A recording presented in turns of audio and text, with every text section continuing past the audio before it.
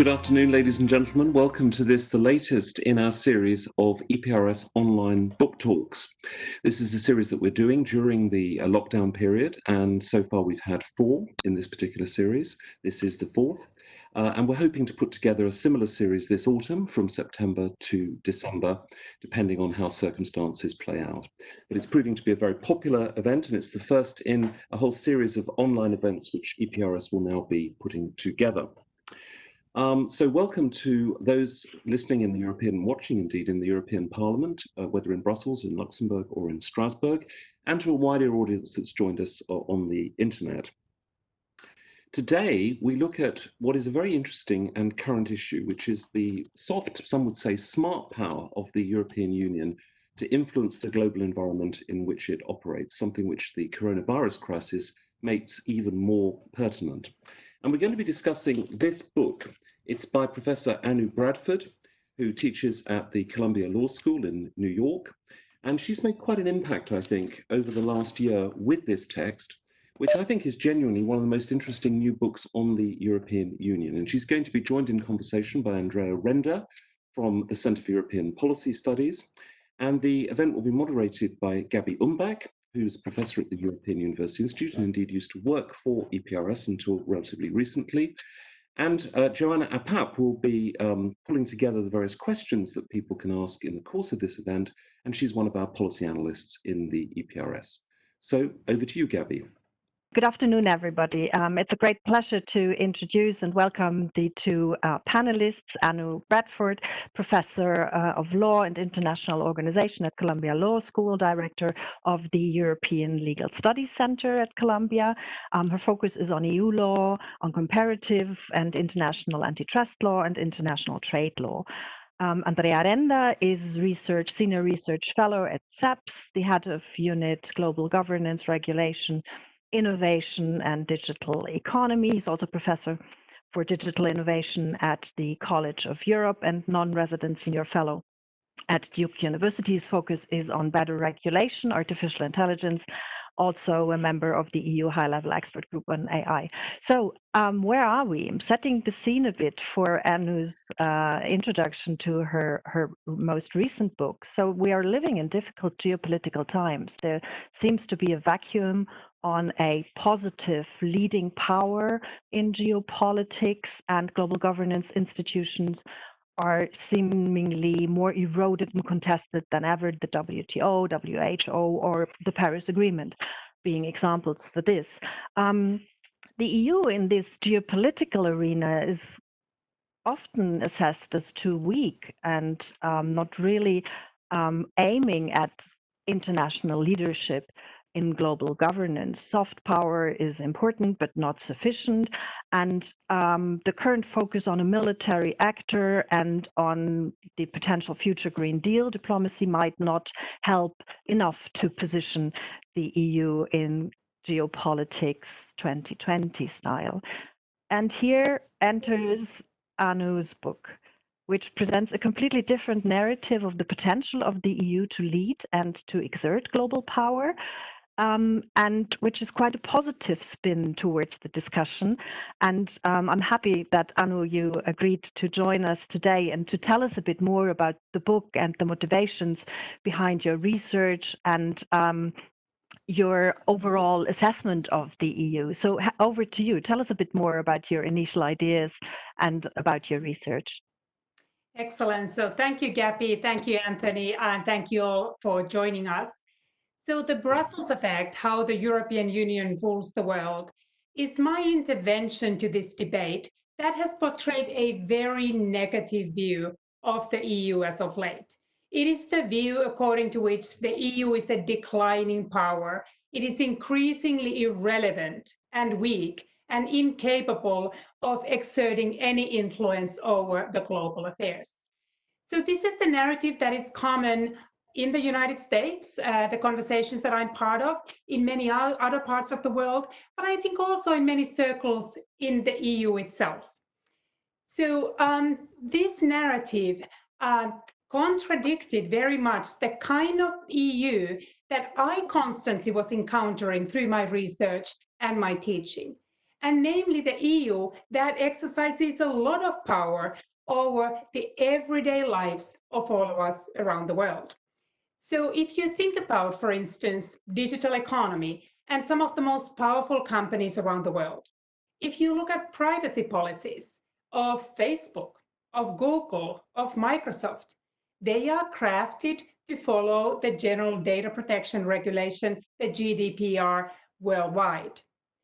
And if you look at another set of companies, again, Facebook, but YouTube and Twitter, and think about what kind of speech they remove from their platforms, what constitutes hate speech.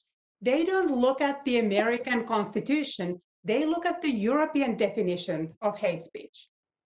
And this is not just American companies or digital economy. The European Union laws are defining the conduct of companies around the world in many different sectors. So we see how the EU law determines how timber is harvested in Indonesia, how honey is produced in Brazil, what kind of pesticides are used by farmers of cocoa in Cameroon, what kind of chemicals Japanese toy manufacturers put into their toys, or what kind of facilities Chinese dairy factories install. So this is really a set of examples of the European regulatory influence over the everyday practices of companies around the world. So in the end, what we're noticing is that the EU is not irrelevant. In fact, through EU's regulation, it determines the air we breathe, the food we eat, and the products we produce and consume.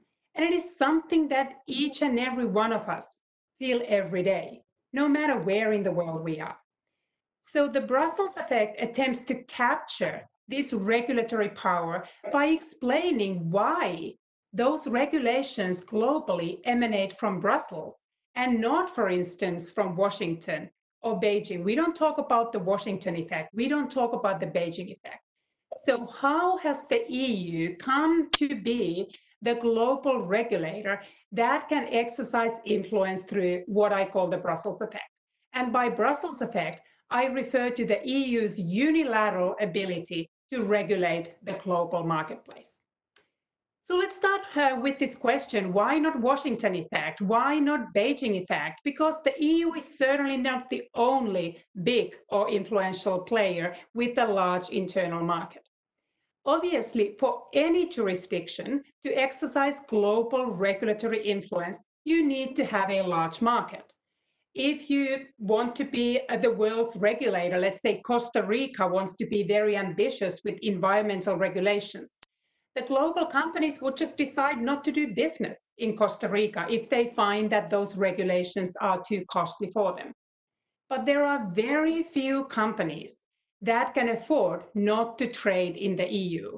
The EU is one of the largest and wealthiest consumer markets in the world. But the US is a large market, China is a large market. And the Brussels effect explains how the market size is important, but alone that's not enough.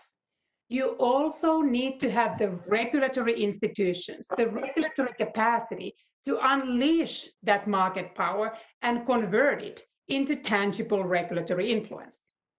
There is plenty of regulatory capacity in Washington, D.C., but less so still today in China.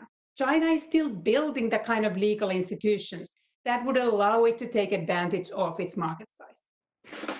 But why we don't see the Washington effect is that the third condition that I discuss in the book is missing in the US, and that is the political will to deploy that regulatory capacity and actually pursue stringent regulations.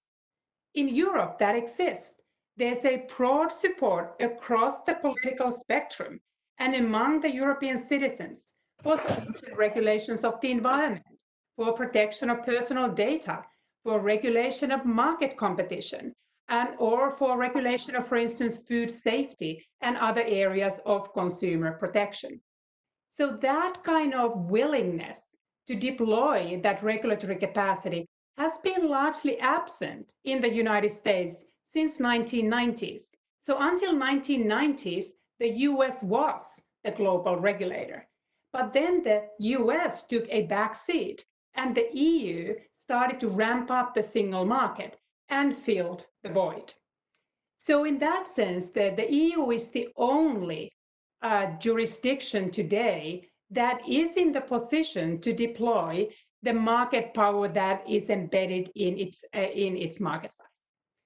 So the Brussels effect tells us the certain conditions under which the EU has that power, but also the limits of that power. So in many ways, what I hope that the book conveys is that it reinstates this kind of confidence that the EU understands and the world understands that it ignores the EU at its peril. The EU is very capable of setting the rules of the game for the global production of many important goods and services. But also then it certainly should not introduce a sense of complacency in Brussels because regulatory power is not unlimited. There are many areas where the Brussels effect do not reach them. But at the same time, I was surprised myself when I was working with my very international research team who were looking for examples of the Brussels effect, how much we uncovered around the world in how diverse are different sectors. So the book is a descriptive book. It explains the power that the EU has, how pervasive that power is, without taking a stand on whether this is something we should celebrate or whether it's something we should criticize. So I think it really depends whom you ask, whether you take the view that this enhances the state of the world and the welfare of people around the world. I do introduce and engage with some of the criticism that has been leveled against the Brussels effect. So, for instance, there is this criticism that regulation is costly. It deters innovation. And in many ways, if the Brussels effect then just multiplies the regulations, it also multiplies these costs and reduces innovation around the world. And I must say that there was, for instance, a conversation when I was doing interviews for the book. I talked to an Uber executive and I asked him to describe how is it different when you deal with American and European regulators. And he said to me, look, the Europeans want us to satisfy a consumer need. Americans want us to change the world or allow the world to be changed.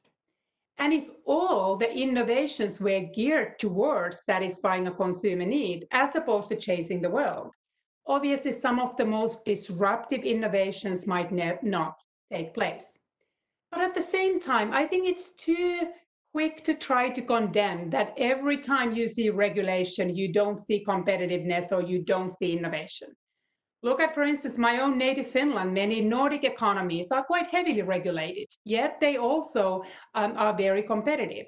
There's a wonderful book I want to recommend to all of you by Thomas Philippon, an economics professor at NYU in New York, called The Great Reversal, How America Gave Up on Free Markets, that shows how the pursuit of stringent competition regulation in the EU has contributed to those markets being much more competitive, whereas the lack of competition enforcement in the US has led to extensive concentration and higher prices for consumers and obviously higher profits for companies.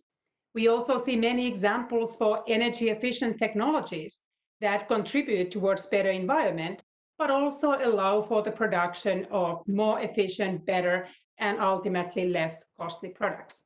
So that is just one example of how the normative effect of the Brussels effect can be somewhat more nuanced than a quick condemnation of regulation being costly. The book also talks about the accusations that the EU's regulations reflect protectionism, the EU's attempts to protect its less competitive industry, and I'm happy to talk about that in a Q&A.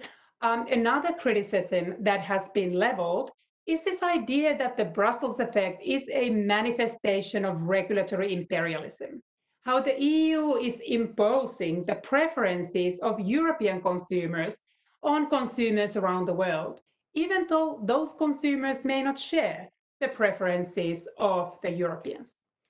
So there, for instance, the Brussels effect allows the EU to respond to this accusation by saying that, look, all we do is we regulate the single market, which we have the sovereign right to do. We are not telling these companies to follow these rules across the world.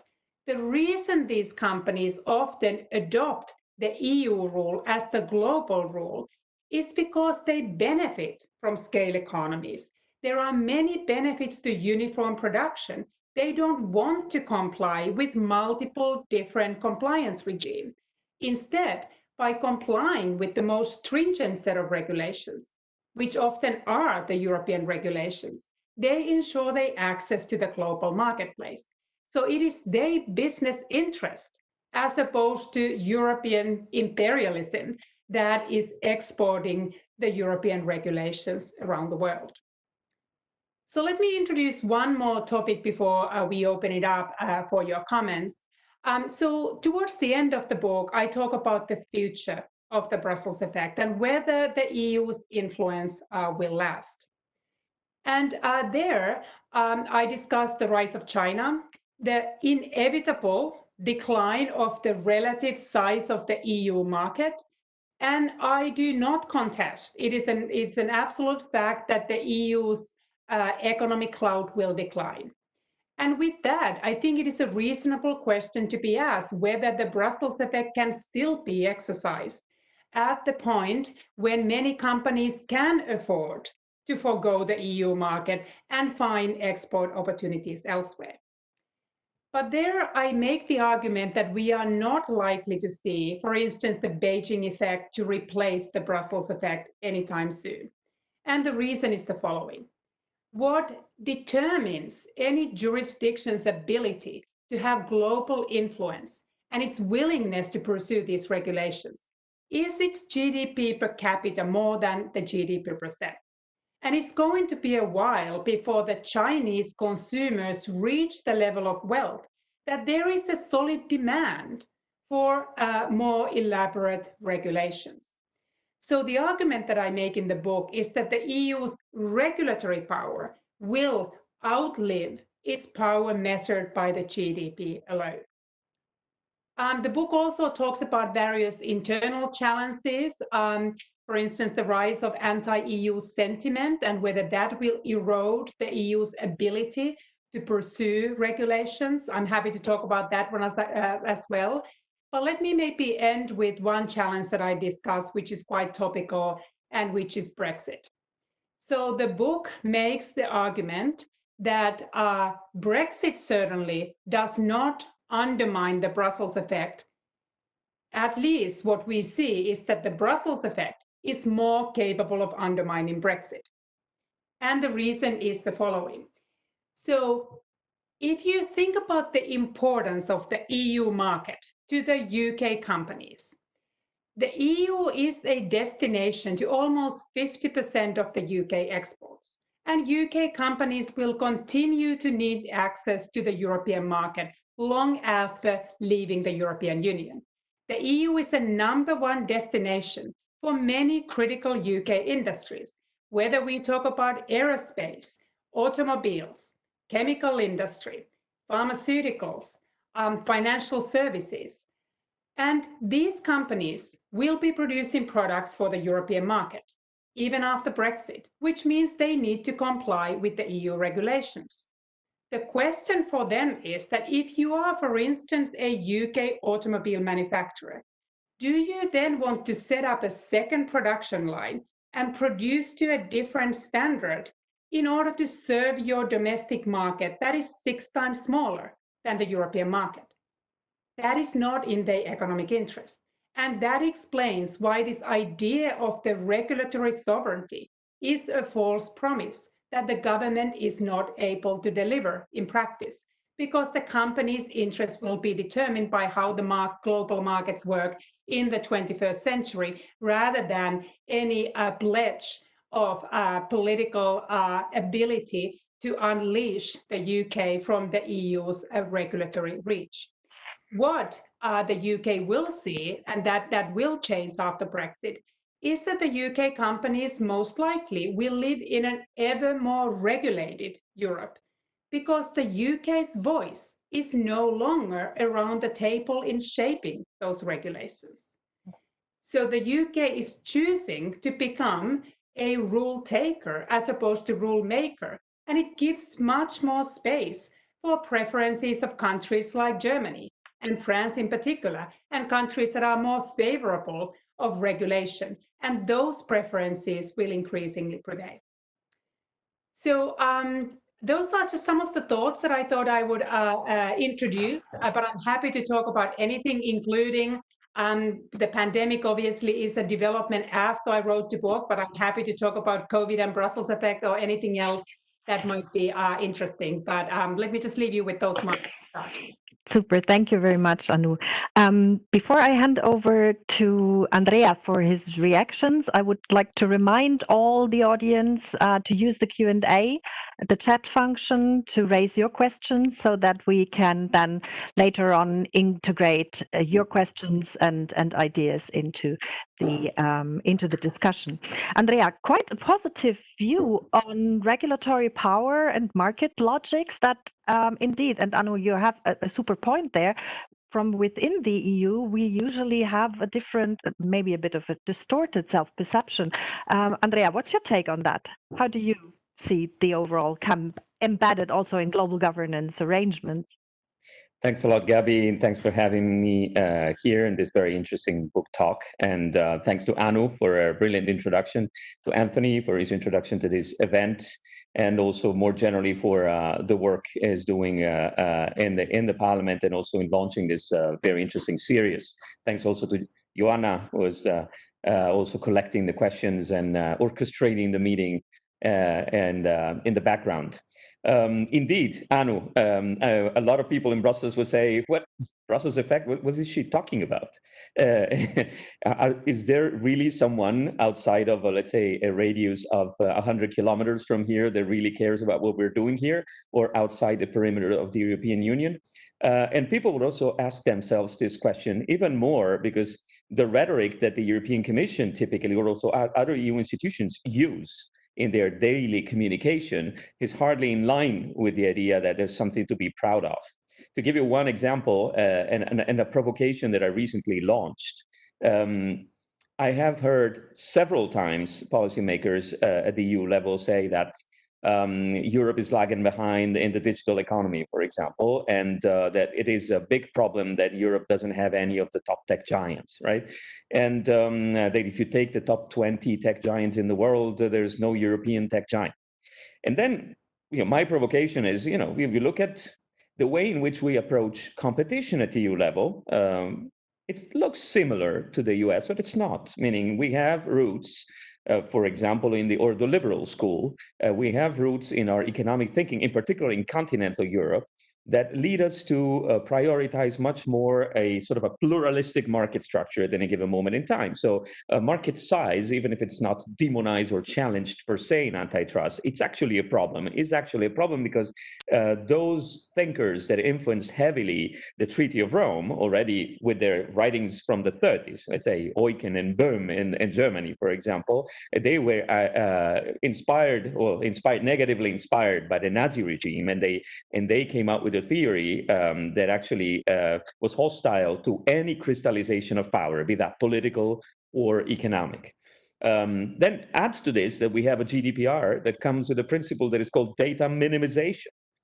And adds to this the fact that on a daily basis, we demonize the behavior of some of these tech giants, something that has finally arrived also on the other side of the Atlantic. So if you put these things together and many more, my provocation was, why don't we start celebrating the fact that we don't have any of the top 20 tech giants in the world, which is, of course, an exaggeration, but it tells something about the different stance that Europe and its legal economic DNA has with respect to the organization of economic transactions and the architecture of markets more generally.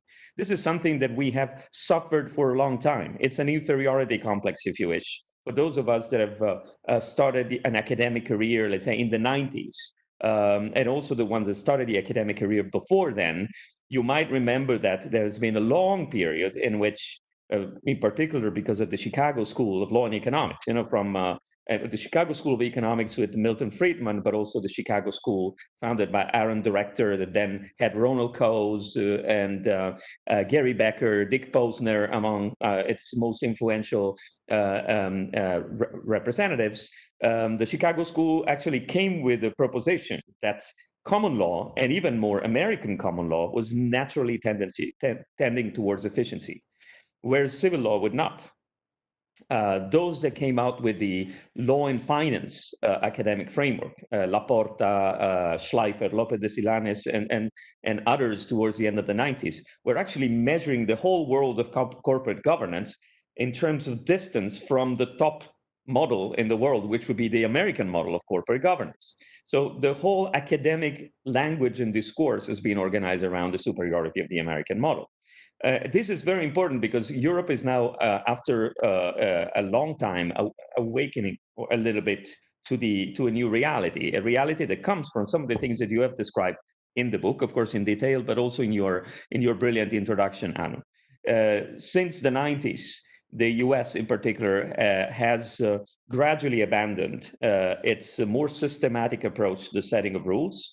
And there is also a structural reason for this. I mean, the power of the US, almost uncontested on this side of the world, and in particular during the 80s and until the mid-90s, has started to be gradually eroded by the rise of other powers, by the consolidation of the European single market at the same time, and some of the differences in the models that could be adopted by the different countries around the world have emerged. In particular, I'll name a few, some of which are in your book, and others I would add maybe as contribution to the debate. One is the fact that the EU is a living lab by definition. So we need to strike already a compromise between different legal systems. And this makes whatever we do more systematic, and if you wish, also more complete for the reasons that I'm about to add, more complete than what the US does in a more homogeneous, not entirely homogeneous, but in a more homogeneous single market.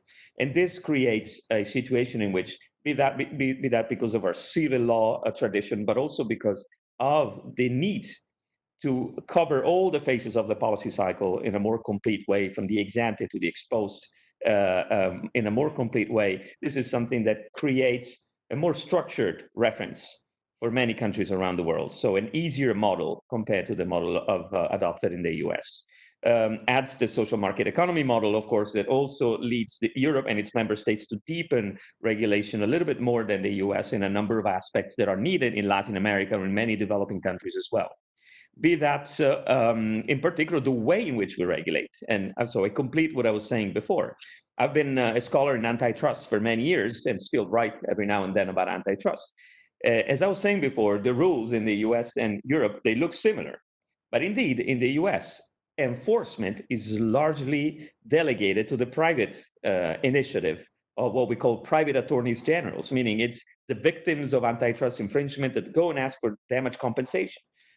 In many parts of the economy, in particular those in which the EU has now an acclaimed leadership in regulatory terms, we have a situation in which the ex ante regulatory apparatus of the EU is bigger because the EU doesn't have this huge litigation system that the US has, and which is impossible to replicate in other parts of the world. It requires a very structured and very systemic approach to things like contingency fees, opt-out class actions, a discovery process, punitive damages, many things that are really very far from the legal DNA, but also the regulatory capacity and the institutional capacity of many developing countries around the world.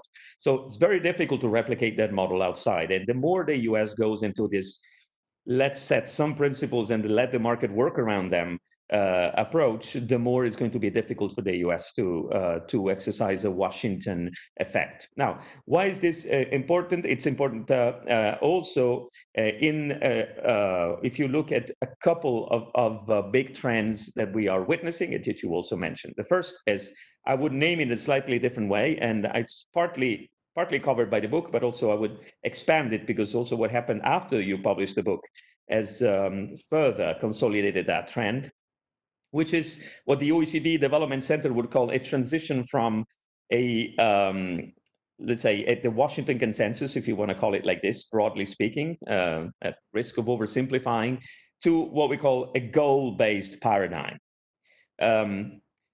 In particular, the Sustainable Development Goals, which are now also the frontier adopted by the von der Leyen Commission through the Green Deal, through the European semester, through the external action for the action of the European Union in the medium term. A country and a legal system like the US is typically rooted in a very bottom-up approach to regulation. So I've taught in the US, I've done my impact assessments or regulatory impact analysis in the US in order to decide whether a new regulation is viable or is desirable, or a new public policy is desirable overall in the US. What you have to do is you have to sum up the willingness to pay of each and every American citizen. It is from the people to the people, just as in the US Constitution. This approach makes it almost impossible for a US policymaker to go beyond what is the bottom-up observation of the sum of individual preferences today in order to set long-term goals. I know that is a huge topic. I'm trying to put it very simple, hopefully understandable, but it's structurally difficult for the US to embrace the Sustainable Development Goals. Forget, of course, about the current administration, but even if they wanted, it would be difficult to have a long-term plan and the possibility of gauging the desirability of public policies with respect to the possibility of reaching that plan with something that would depart from simply asking people today or observing stated or revealed preferences and asking, what is that people want today? And this is a little bit what we call neoclassical economics as well. I mean, Cass Sunstein would call it the cost-benefit state. A cost-benefit state cannot be a sustainable development state.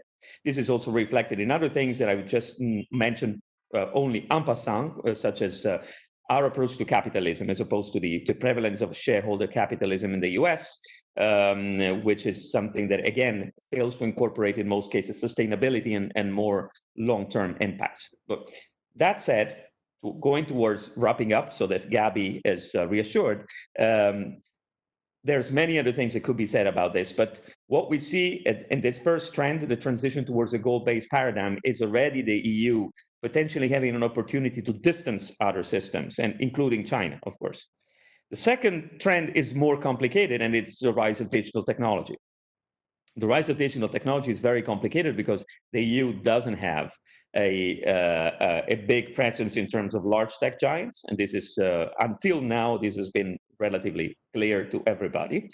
And also Europe faces the rise of not only the large giants and the platforms in the US, but also a very complete ecosystems coming over from China.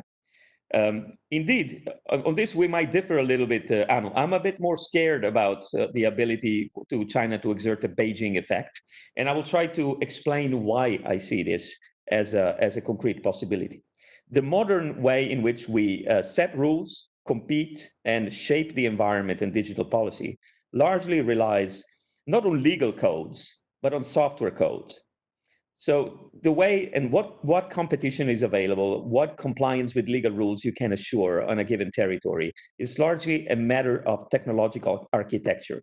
If you go back to the early writings of Larry Lessig in the mid-90s, he would say, on the internet, code, not law, decides and defines what's possible. And we are now witnessing a specific situation that is very important. The US have largely left the digital sector unregulated since the very beginning. Indeed, the 1996 Telecommunications Act, the Digital Millennium Copyright Act, many of the other regulatory initiatives in the US in the early days of the internet decided to shield intermediaries from liability, right? And Europe followed suit. We actually copied that model in our e-commerce directive, in our information society directive, and there's been no Brussels effect there at the very beginning, right? And in a situation like this, the digital environment has really blossomed unregulated in the way that echoes what Anu was mentioning before in terms of, let the new players disrupt the economy and change the world, right? But they changed the world in a way that gradually looked very, very unsustainable. And you just look at the number of people on unemployment subsidies in the United States during COVID, from 300,000 to 30 million in just a couple of weeks, and you realize what kind of sustainability this system has created, what kind of polarization of market power as well this has created. Now, Europe has taken 20 years to react to these developments. The GDPR is the first sign of reaction, but has one problem, which we are gradually discovering. It is a phenomenal architecture for organizing a more stable and more sustainable digital economy and environment in general, but it has problems in terms of enforcement, compliance. Its extraterritoriality relies on cooperation between the regulators in different jurisdictions. So if you look at last week's review of the GDPR, the communication, there is this sort of a sweet and sour, bittersweet feeling that there's been the ability to establish a set of principles, but at the same time, how to apply them in practice is going to be very complicated. Now, what is the next step? If you look at new projects in the digital economy in the new strategies launched at the European level, the EU is trying to really build an environment made of code, of software code in Europe that embeds compliance with European rules by design. I'm talking about the Gaia X Cloud Federation. I'm talking about the data spaces. I'm talking about the future review of the GDPR. To quote again Larry Lessig, this would be what he used to call the perfect technology of justice, meaning setting rules, going into the enforcement level in a way that makes it impossible not to comply unless you want to hack the system. Okay. Now, this is creating, and here I'm about to really wrap up, it's creating a very interesting situation. The Americans are coming to Europe asking for, looking at the way in which we do things. This happened to me as well for the high-level expert group on AI and the ethics guidelines on trustworthy artificial intelligence.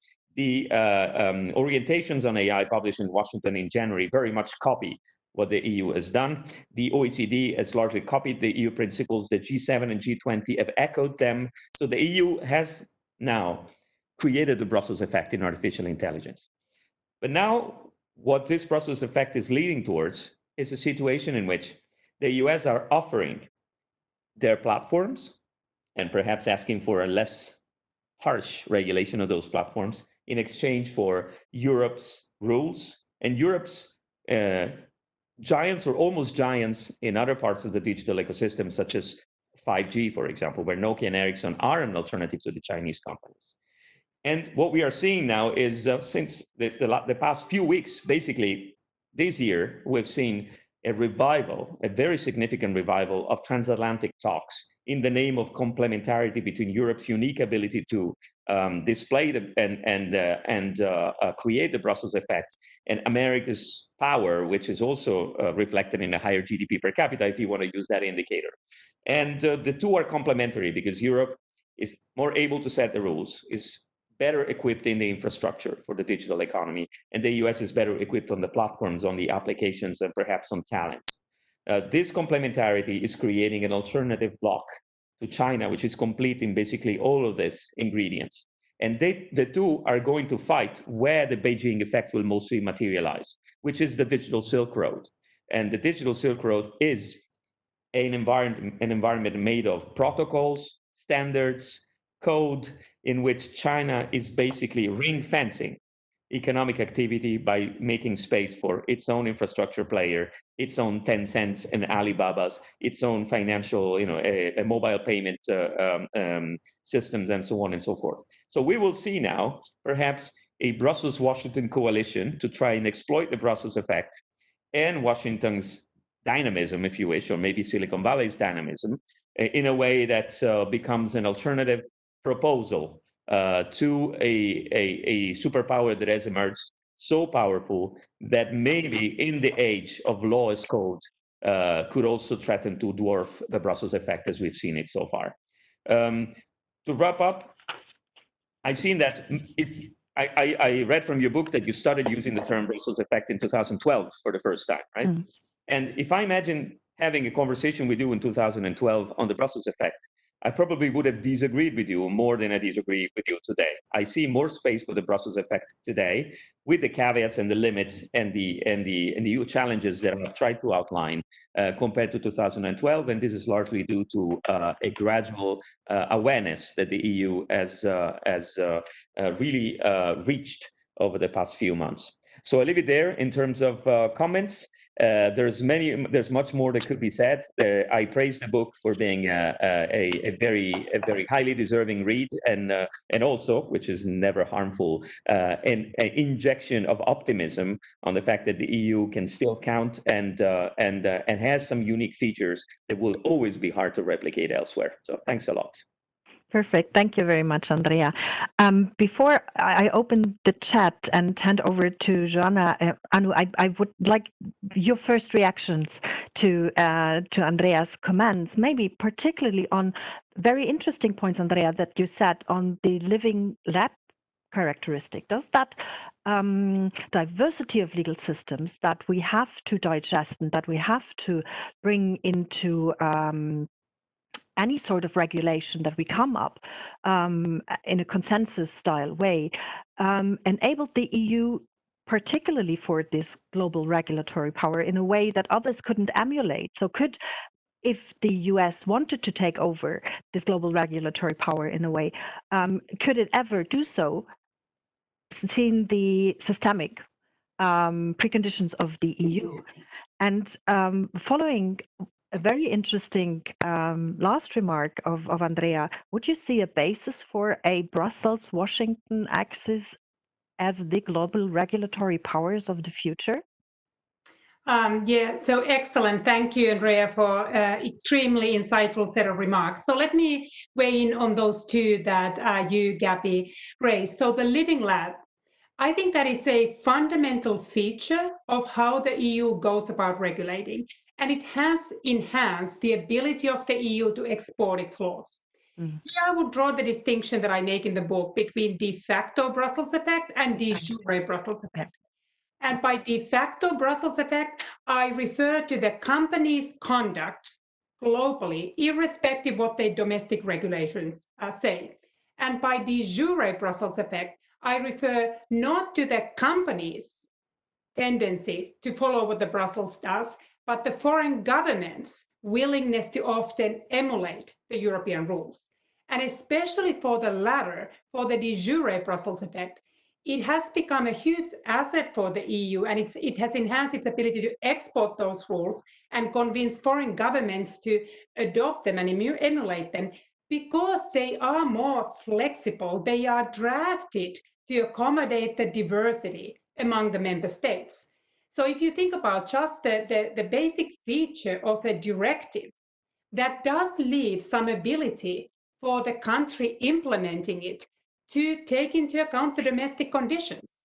So the countries around the world are following the kind of European legislation that still allows them to accommodate their own local circumstances. Another benefit of this living lab is that these regulations are rarely first drafted in Brussels. They often build on developments in member states. So the GDPR did not start as an EU regulation. It builds on what Germans had done, what French had done, what had been done in Sweden. Many of the landmark environmental regulations have been tested in Nordic countries, in the Netherlands, in Germany, and so forth. So they already that had enhanced the quality of the legislation, because it does bring those different experiences. The ETS, the emissions trading scheme, builds on what was done in the UK and in Denmark. And this is actually an interesting one for me now when we think about AI. Here we cannot build on extensive experiments where we have experimented already at the member state level and are able to build on the various successes and potential failures and avoid those. But I'm completely in agreement that this is a feature that has been an asset for the EU, in addition to many other characteristics, including the idea that these laws are more complete in how they are written, as opposed to the common law style, the statutory material available from the United States, but also the idea that we don't often think about, the availability of the European laws in all the different languages. It is one reason why Francophone Africa, or why the Portuguese and Spanish-speaking countries in Latin America are very eager to turn to the legislative materials that they can bring in from the countries where they have deep cultural, often colonial, historical relationships and deep linguistic ties. So there are many sort of structural features of the way the EU legislates that make it conducive for exportation. So let me now talk about one of my favorite topics. I am a transatlantic person at heart, born and raised in Finland, and have pursued my career in the United States. I have an American husband and transatlantic children, so it's music to my ears to think about that in today's world where the transatlantic relations are so troublesome. We can still find the ways where we recognize the fundamental unity in our interests. And I often single out AI, for instance, as the prime example where the interest, even in today's political situation, can be aligned. If you draw a contrast to China's way of regulating technology by pursuing the kind of authoritarian surveillance regime and being very aggressive in exporting its surveillance technologies to many authoritarian regimes around the world. This is where the transatlantic perspective, where there comes very, it is easier to see the commonalities between the US and the EU. And I think where the US and the EU could join forces in countering the Chinese surveillance state and efforts to export it, and also work in institutions like the International Telecommunications Union, ITU, where both the EU and the US have let China take over much of the regulation. So I think there are many areas where we still can cooperate with the United States, where the interests are mutual, and where, and I think, Andrea, you responded partially to what is the best way to counter the Beijing effect, that I think the additional impetus for the US to turn to the EU and for the EU to find ways to cooperating with the challenges that currently exist with the US is the joint interest to counter the Beijing effect, where that effect is particularly infringing of the values that we hold in common. Thank you very much. And speaking of values, I had one eye on the chat and values popped up. Joanna, what is the chat telling us? What shall we discuss? Yeah, well, good afternoon to everyone. Thank you so much to you, Gabi, Anu, and Andrea. Really excellent presentations. We have 5 questions, just enough time, I think, to go through these. Yeah, one of the questions is indeed about values, but I'll take the questions first in chronological order also. So first question is by Eric Paul. The Brussels effect is incredible indeed, says. GDPR is probably one of the best examples, but still the US was the real winner in that field. What do you think is missing in Europe to ensure this effect benefits directly European economy and life? It's financing, perhaps. What is your take on that? So on the GDPR, I think one of the biggest concerns I have about the GDPR is that it has had the unintended effect of entrenching the power of existing players, of the incumbent that can afford to comply with the GDPR. That was not something that the EU intended. So in many ways, if you think about the GDPR, it is not difficult for Google to comply. It is not difficult for Facebook or Microsoft to comply. It is much harder for those who are trying to enter the market. And if you think about the correlation between the nationality, often the big entrenched companies are American companies. So I take the question to imply that that has been the main way to empower those companies. Well, the GDPR, that is right, but it has also constrained those companies. And in many ways, these companies are risk averse. They are repeat players before the European institutions. They are attacked on competition law grounds, on privacy grounds. Now the Germans have engineered a way to combine the competition and privacy concerns in many ways. So these companies are not without risk aversion and respect for these rules. So in many ways, I think, yes, they have benefited relative to the weaker companies that have faced even higher proportionate compliance costs. But the GDPR has also reset the way they do business in many ways. I think there are many challenges, and that's why I welcome the idea that there is self-reflection and the review of how the GDPR is working.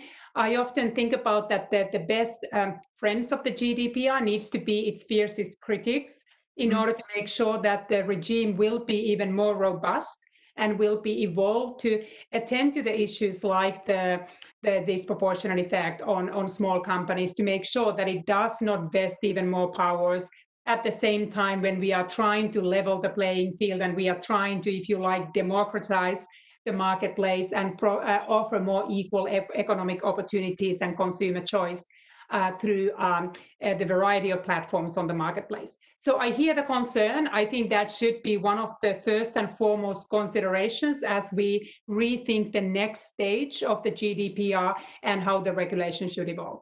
Mm-hmm. Thank you so much. Andrea, any comments on that you would like to add? Oh, I would agree that GDPR belongs, if you wish, to a past generation regulatory style, and has had a number of unintended effects. But it has had also this fantastic effects of introducing rules in the internet environment, which had no strong regulatory culture. So it has forced a number of these digital giants to think about, there is someone. It reminds me of something, and then I close, just a quick remark. It reminds me of when I was a young competition economist working on the Microsoft case, also in Europe. And then when the European Commission finally condemned Microsoft, this is a legend, okay, but this is what was said in Brussels at the time, that Bill Gates landed with a check for the 497 million euros of fine that he had received and approached Commissioner Monti, and he said, well, nice to meet you, and my name is Bill Gates, but you can call me Bill. And Mario Monti said, yes, my name is Mario Monti, but you have to call me Commissioner. And that is a little bit the same effect that GDPR has had. I mean, it has reminded the whole world that regulators are regulators. They can have a say also in the internet space. Thank you so much. Now we come back to the question that grabbed your curiosity, Gabi, putting up one of your final comments about values. It's a question put by Etienne Bassot, and he says, I wonder how you evaluate the place of values in this regulatory power of the EU. Right. So I love the question, because in many ways, when we talk about regulation, in the end, it is the value system that is implemented through regulations. And the EU regulations reflect very deeply held values, partially a reason why they have such a wide appeal, even among the Europeans, and have also been emulated by many governments who, for instance, look at the EU values. Let's talk about digital economy that we have now most recently discussed, and the GDPR. So if you think about the contest for values, and the EU fares rather well, there are very few anymore who are willing to say that the American techno-libertarian model is robust, that it is enough. We've seen enough examples of the privacy infringement, whether it's Cambridge Analytica scandal, whether it's Snowden revelations, or whether we now look at big, powerful companies pulling out of the Facebook platform because they don't want to associate themselves with hate speech. So in that sense, I think that Europe was more ahead of the game in already foreseeing the kind of values where the people are going and how they want to think about this environment. And in many parts of the world, there are deep reservations about the kind of surveillance authoritarianism that we associate with China's regulatory model. So in many ways, I think the EU is on the right side of history and has been quite path-breaking in identifying and basing its regulations in the values that resonate increasingly among people around the world. And that's not just in the digital economy. The EU was one of the first to call the importance of sustainability, and the environmental movement is gaining more and more ground. Mm-hmm. The same, I think, with respect to food safety, and I wouldn't be surprised if after COVID, there's even greater interest in looking at the importance of the safety of our food security systems to make sure that the public health can also be preserved throughout the system of whether it's farming, whether it's supply chains relating to food production. So I think absolutely this is about the values. But Etienne, the interesting thing is that the Brussels effect as a mechanism doesn't rely only on the appeal of the values. So the companies are adopting these rules because it serves their business interest. An example where the EU is only trying to lead with values, but where the market dynamics don't support the EU's effort, is, for instance, when the EU is trying to export rule of law and human rights, and where the infringements of those values within the EU itself, like what is happening in Poland and Hungary, is compromising the EU's ability to do so around the world. So the values that are underlying the regulations that benefit from the market mechanism have this kind of dual appeal. They lead with values, but at the same time are supported by the market mechanisms as well. Thank you so much. Andrea, shall I take the next question? Because we're running late. Yeah, maybe we go to the next questions, otherwise we run late. Yeah. Yes, so in fact, because we have still a sixth question which came through, but now in fact we can't take more questions than these six because we'll be out of time. So like that we can answer them in full as much as possible. So we have a question from Donald Defing. Could you perhaps provide us with an example of a policy area where the Brussels effect doesn't play or plays to a lesser extent? Excellent. So one of the conditions of the Brussels effect is that it applies when the EU is regulating what I call inelastic targets, so targets that are not mobile. So the EU is primarily regulating consumer markets and the environment, and those targets don't move, whereas capital moves. So if the EU is regulating capital markets with too stringent standards, capital can leave the EU. It can basically circumvent, the companies can circumvent the EU regulation by listing their companies in other jurisdictions, having their IPOs in markets outside of the EU, and so forth. So it is harder for the Brussels effect logic to apply in those instances. Another example is where the EU just doesn't have the regulatory capacity. So for instance, digital taxation is both difficult to export because money is elastic, but also because where the EU does not have full regulatory capacity, where there's not the kind of consensus where the EU can lead with a uniform position. That's why the EU's attempts to influence through the digital taxation needs to rely on elements outside of the Brussels effect as well. So those are some examples. But I would also mention that the critical condition for the Brussels effect, and to me that is actually the most interesting part of the theory, is the idea that the Brussels effect applies when we have non-divisible production, when it is in the company's interest to apply a uniform standard and not take advantage of lower standards in different markets. And sometimes it is not that expensive for the companies to produce two different variants of the same particular product. And then the companies may decide that they are catering to more customized consumer preferences around the world. And there we do not see the full Brussels effect take place. And this is one question of how much we see the technological developments to facilitate this diversification of the marketing strategies going forward, with 3D printing being the example that would really undermine the Brussels effect, where the companies would not need to produce to a single standard, but where they could easily and without excessive cost to produce different products for different markets. Thank you. Andrea?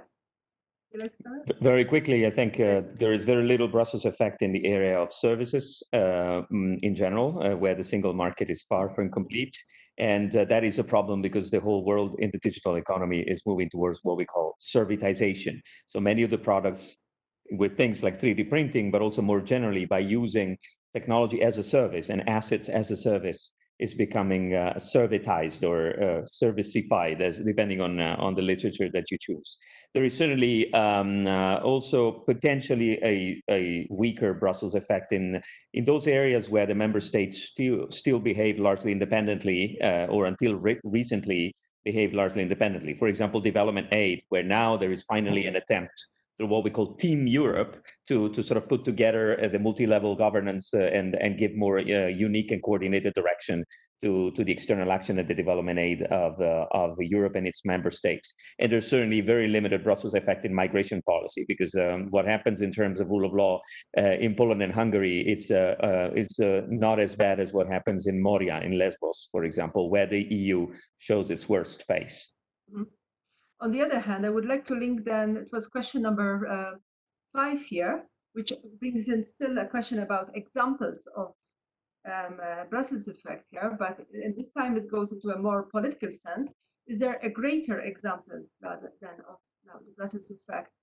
And this question put by here plus effect says the EU invited Russia to investigate irregularities exposed during constitutional referendum organized to allow President Putin to remain in office till 2026. The EP resolution says to Trump, stop xenophobic rhetoric. Therefore, how can so the Brussels effect be applied here? Does it apply? Right. So I think this is exactly an example where the Brussels effect is incomplete. It is an ill-suited instrument. It's a market instrument, and it relies on the self-interest of global companies to export the EU rules. It's a very costless instrument. If you think about geopolitics and hard power, often it's very costly to leverage that kind of power. Whereas when it comes to Brussels effect, all the EU needs to do is to regulate the single market, then sit back, and the self-interest of the global companies do the rest. But that does not work when you're trying to constrain Russia, when you are trying to deal with North Korea, when you are trying to deal with human rights abuses in different parts of the world, or even labor standards that can be divisible in many ways. You don't need to give the European holidays for your employees in the United States. So in many areas, I think the Brussels effect helps us understand where the market-based harmonization can do the work for the EU, and where the EU then needs to reserve the political capital and the diplomatic efforts. The EU does not need to expend as much diplomatic efforts, for instance, to export some of these standards through trade agreements, which politicizes the regulatory harmonization and often becomes subject to opposition both at home and abroad. But it also helps the EU understand where the other instruments are absolutely crucial. And dealing with Russia, that is, I think, the primary example where that is where diplomacy comes in. That's where potentially, and in some instances, economic sanctions have been deployed. But it also shows that those instruments are harder to effectively use in order to try to change the regime, for instance. And that's why I think that the conversation in Brussels now, the geopolitical situation has led people to ask whether the Brussels effect could be deployed more for geopolitical purposes. And I think there we need to recognize the limits of what the EU can do. The EU is not a geopolitical power. It has not had the willingness to be and build the kind of capacity to respond to geopolitical threats with very assertive policies. I would say that as assertive as the EU can get are examples like carbon tariff, digital tax, or the regulatory review of sovereign-backed foreign acquisitions. But even there, the EU is operating at the outer limits of what it can do. And it would be, I think, a mistake to try to use the Brussels effect, which works marvelously well and does a lot of work for the EU, to try to deploy it for the purposes for which it is ill-suited, and undermine the essence of the EU power, which is the single market.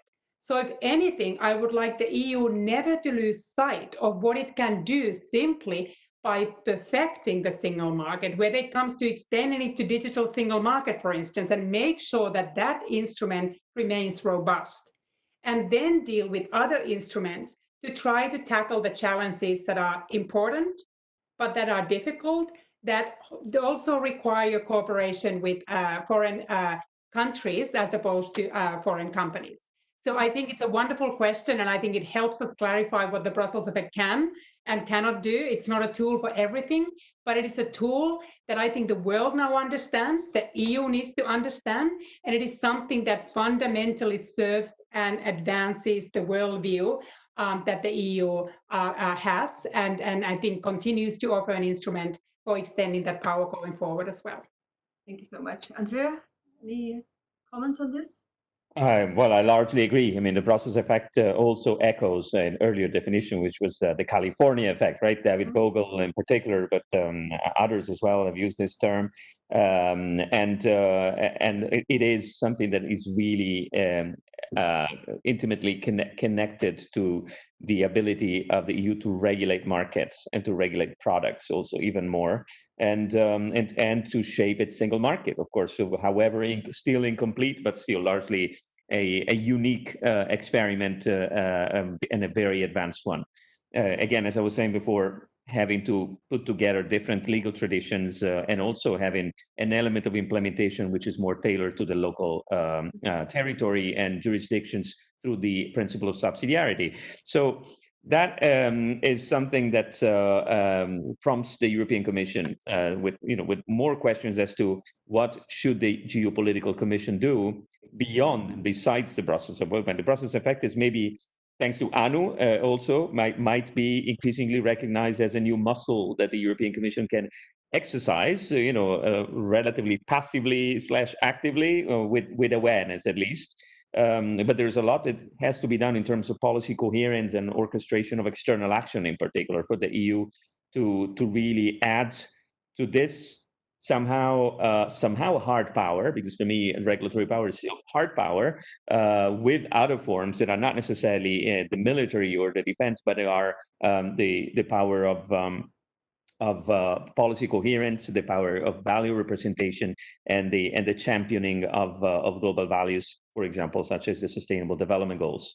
So that is an open window and an open opportunity for the EU in a time in which the EU still has some internal problems that make it difficult to exercise fully this ability. So I think the good thing about Anu's book is that, and the bad thing maybe for her, is that you probably would need to rewrite it or write an appendix every 2 or 3 weeks, because things happen so fast.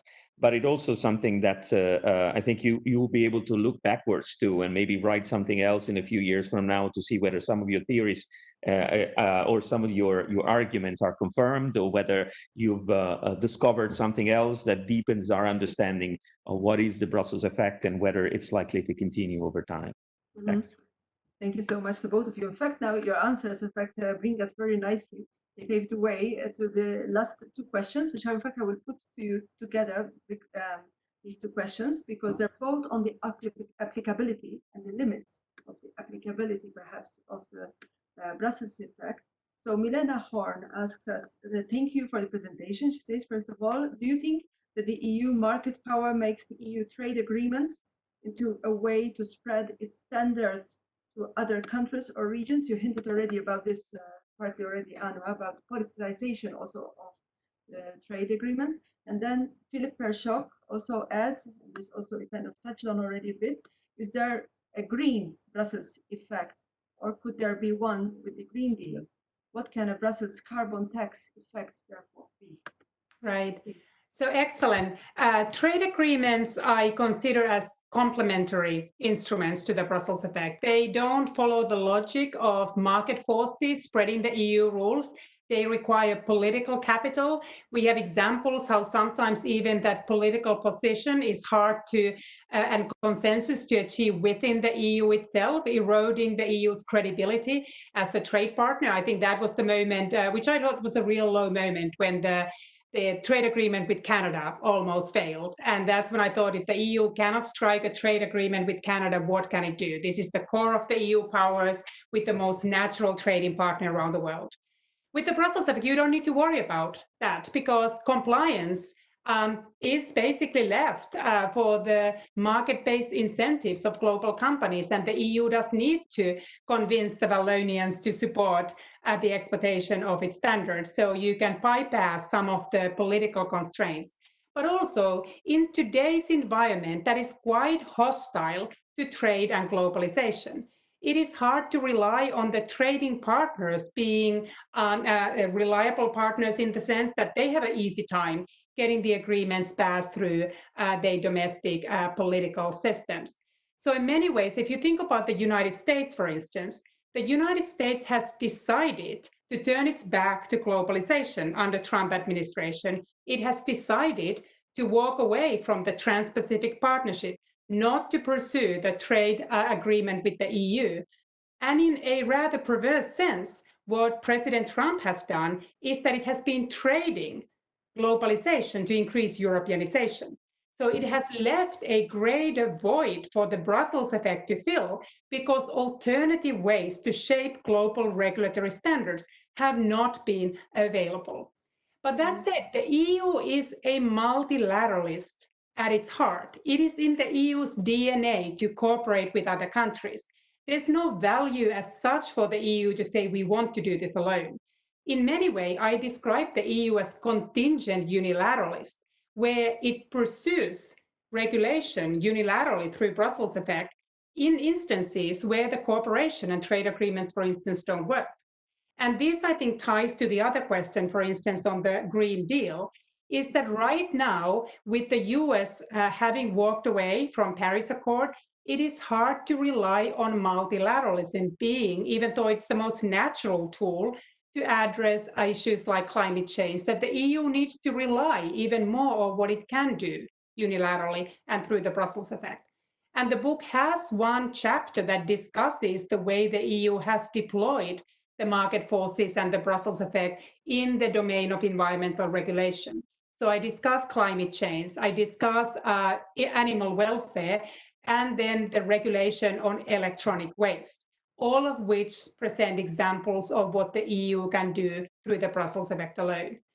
And I think there is a space for the Brussels effect to advance some of the elements embedded in the new Green Deal as well. But some elements like the carbon tariff, that does rely on more coercion. It is not the logic where the EU can sit back and let the markets do the work. So ultimately, the EU has a toolkit, and the Brussels effect is one of them. It is the one that is often readily available in the framework, in the instances where the conditions apply. And when it's available, it is a very beneficial one to use because the EU does not need to rely on cooperation nor coercion. But it is not capable of doing everything. And that's why carbon tariff, I think, is one of those fights that might be worth fighting for. And if correctly implemented, is something that should be seriously under the discussion to complement what the markets cannot alone achieve. Mm-hmm. Thank you so much. Andrea? Yes, it's these are interesting questions because also the use and the behavior of the EU in trade agreements has been changing over time, right? And the weight of the EU in the trade agreements has also resulted in the use, for example, of new conditionalities that are more related to the EU's broader approach towards public policy, not necessarily only market regulation. See, for example, the Mercosur agreement with the conditionality on climate obligations, in particular for Brazil, and then of course with the lingering question mark as to whether the EU will actually exercise that conditionality anytime. Because I think if it wanted to, probably the Commission would have had already some good reasons to do that, right? This prompts to the question of how far can the EU go in raising the standards and raising the bar. There is, as an irony, a little bit outside the Green Deal, but as part of this twin transition that the Commission wants to pursue between green and digital, the irony that is frequently heard in Brussels, also for Anu that is now in Finland, but mostly in the US, is that the EU has declared its intention to finally step up in its global role in the data economy, and also because it wants to reach the environmental objectives, so in the data space for the Green Deal, for example. So the EU has set a goal for itself of having a role and a weight on the global data economy that corresponds to its weight on the global economy in terms of GDP, for example. And the irony and the jokes that we're making in Brussels is that, of course, there are two ways of doing this, right? You can increase the numerator, meaning that the EU increases its share of the data economy, or you can also decrease the denominator, meaning that the overall share of the EU in the overall global GDP goes down, and the EU shrinks in terms of global weight. So that the issue there is, can the EU really exercise with the Green Deal a global influence? To me, this is a very difficult question because it shows how intertwined and intimately related are the internal and external dimension of these policies. The EU can try to raise the standards with the Green Deal, but there's no way in which the EU can reach this effect and have an impact on the rest of the world if the EU cannot manage to influence the global order and global governance in this respect. So this is why the Commission is potentially right to call itself geopolitical for this generation, and perhaps to be geopolitical is the only way for the Commission to be also political, as the previous Commission claimed to be. And so it's sort of like catching these two birds with one stone, if you wish. But that's going to be taking much more. And I agree with Anu on this. It's going to take a lot more than the Brussels effect to get there. It takes a lot of diplomacy, a lot of external action, and a lot of policy coherence, which is only partly related to the Brussels effect, and it's also related to multi-level governance and convergence of political will. Thank you so much. But we see that we have an excellent tool at hand, so it's being the Brussels effect, which we can certainly use and then expand further the more we develop further policy. I pass the floor over to you, Gabby. Perfect. Thank you very much. And thanks to all the participants for your very interesting questions. Actually, as a wrap-up, I want to thank both Anu for your really great research, in-depth insight into your research and the book, and Andrea for your very interesting Brussels insider-based comments on both. And actually, you gave us a lot to productively and to positively think about during the summer break, because your reality-based analysis points us to something that we usually tend to forget or even neglect in our assessment of the EU. So the benefits of diversity, that this gives us the basis to frame regulatory market framing regulation that is accessible also for other actors, be it corporate or other states. So here, something that we shouldn't neglect when we define the EU actorness in the world, the EU's global regulatory power.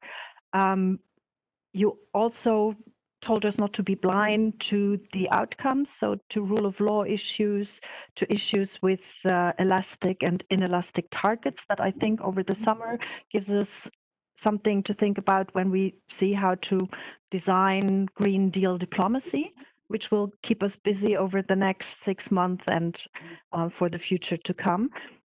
And something that I particularly appreciate are two things. The first, Anu, your optimism about room for new transatlanticism and cooperation in global governance. If we think of the ITU and the room that the Brussels-US potential cooperation could give us here to strengthen and revive global governance.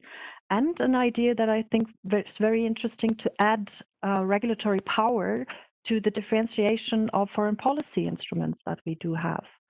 Not actively pursued, rather by implicit effects. But this is something I think the Green Deal diplomacy will benefit from, to understand this as a potential to impact global market and beyond.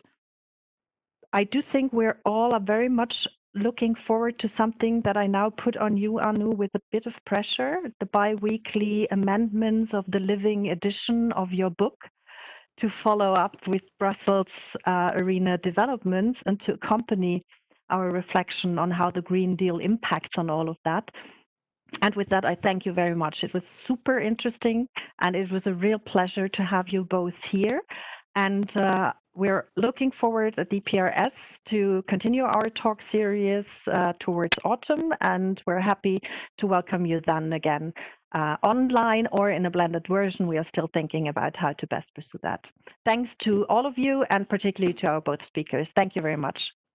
Thank you. It was my pleasure. Thank you for having me. Thanks. Thank you. Have a good summer, everyone.